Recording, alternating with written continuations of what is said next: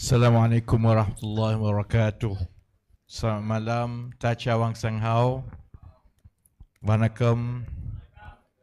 Alhamdulillah Rabbil Alamin. Wassalatu wassalamu ala ashrafil anbiya wal mursalin.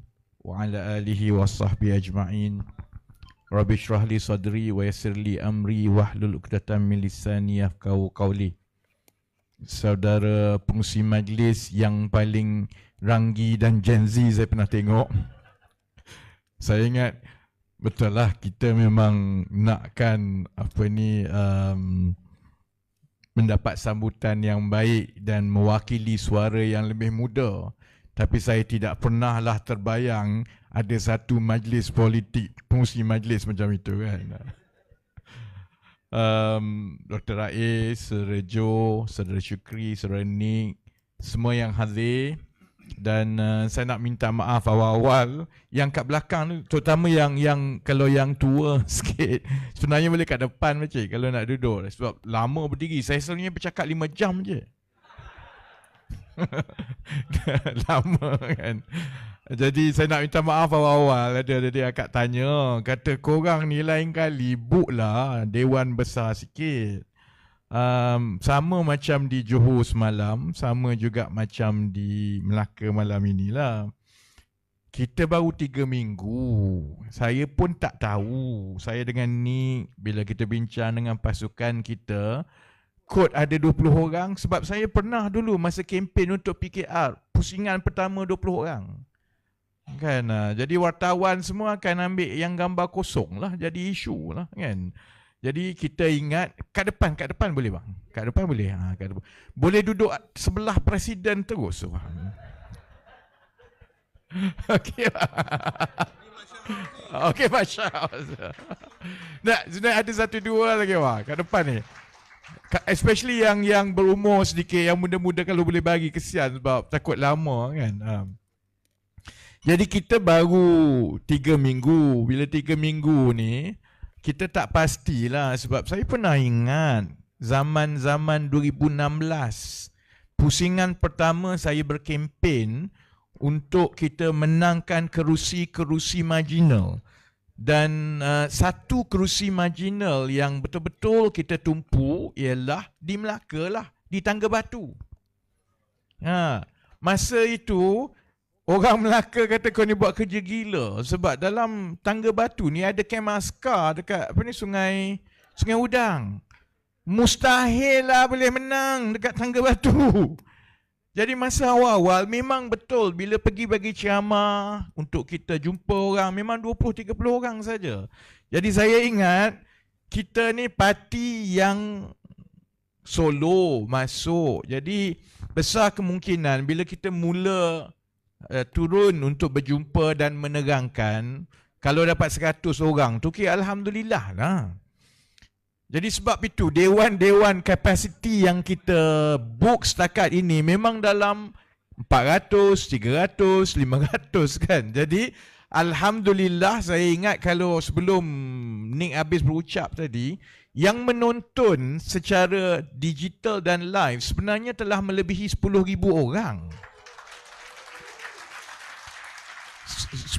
10,000 orang tu adalah di akaun saya, di YouTube, di Facebook dan di TikTok.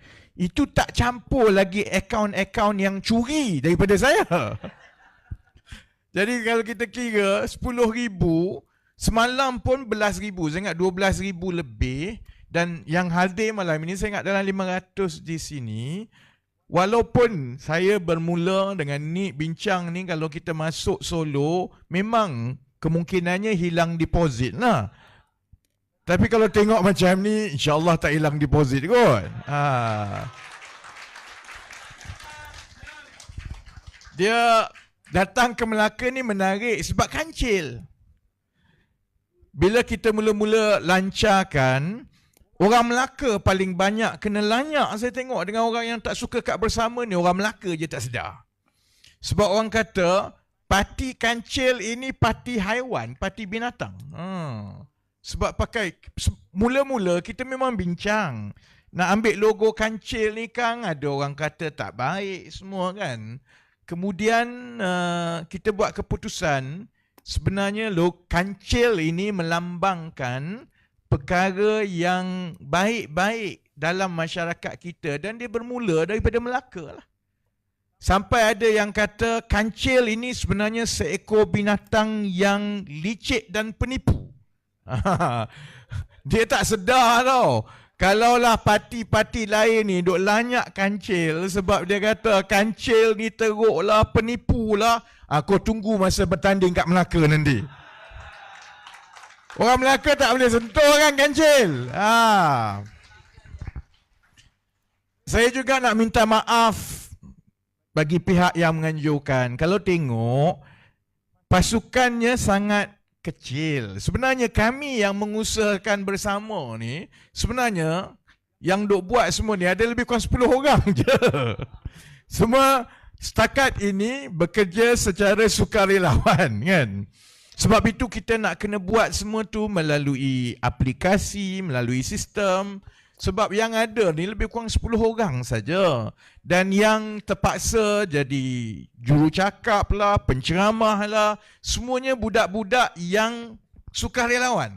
Jadi saya nak minta maaf kalau mereka bercakap tu kita rasa macam ini macam bukan ceramah biasa je. Rasa macam pelik. Kalau rasa bosan pakcik, tak apa. Sebab lebih baik dengar budak-budak yang cerdik ini daripada dengar ceramah yang berapi-rapi tapi kosong dan wayang macam Syukri cakap.